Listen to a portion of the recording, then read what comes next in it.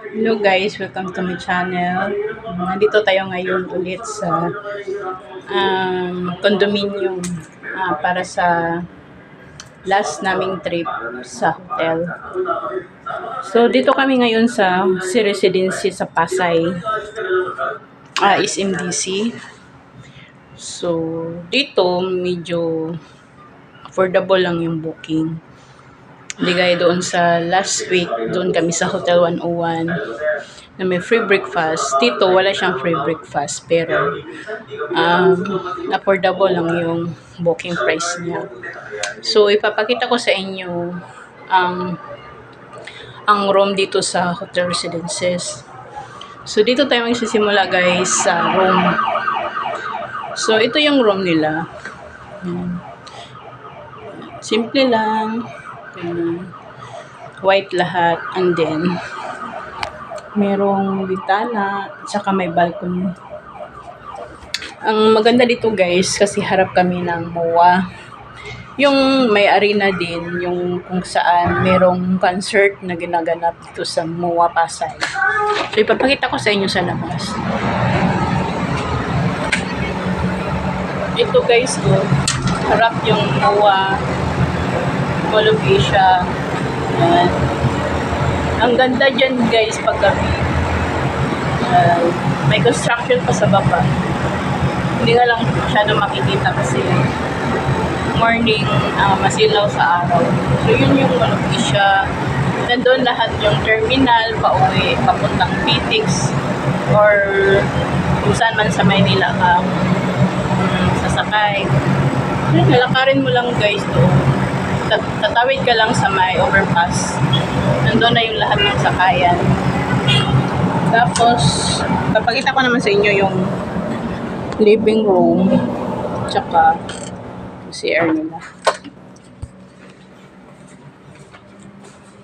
Ayun guys, yung sala.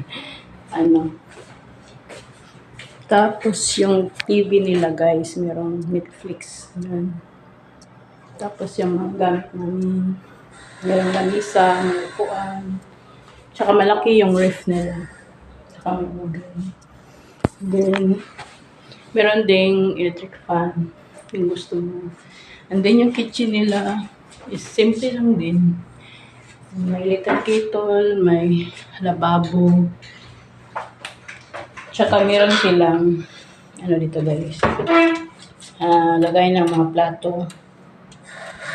Kung pwede na hindi kayo magdala ng mga plato at kutsara, baso kasi meron naman silang gamit.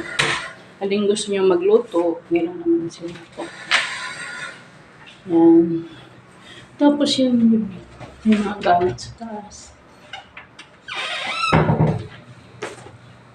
Tapos ito yung entrance tsaka exit.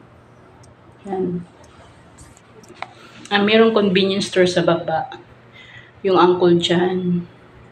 So, pwede kayong bumili doon ng mga pagkain nyo. Mga grocery, tubig. Saka ito yung CR. Yan. So, ito guys, yung kabuuan ng condominium guys. Ito. Nasa 12th floor kami. Yan. So, diba simple lang. Simple lang. Tsaka dito naman tayo sa CR.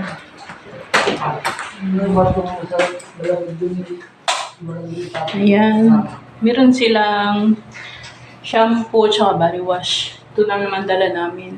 Yung toothbrush galing naman yan sa Hotel 101. Dinala na lang namin kaysa naman itapon. Tsaka ito, may washing machine sila guys. Kung mag-stay kayo ng mas matagal dito. So, pwede kayo maglaba dito. And then, may libre naman siyang toilet paper. Saka yung shower niya. Diba? Linis naman siya. Meron ding tabo. Tsaka balde. So, yun lang guys. Nandito kami sa Residences sa Pasay. Malapit sa MOA. Harap lang talaga siya ng MOA. Tsaka, meron din kaming meron silang malaking swimming pool sa baba. Yan lang, hindi siya kasama sa booking.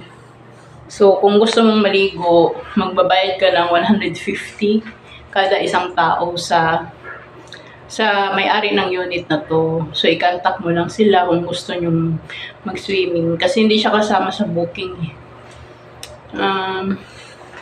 So, yun lang guys. Kung gusto nyong makabisit dito sa Sea Residences,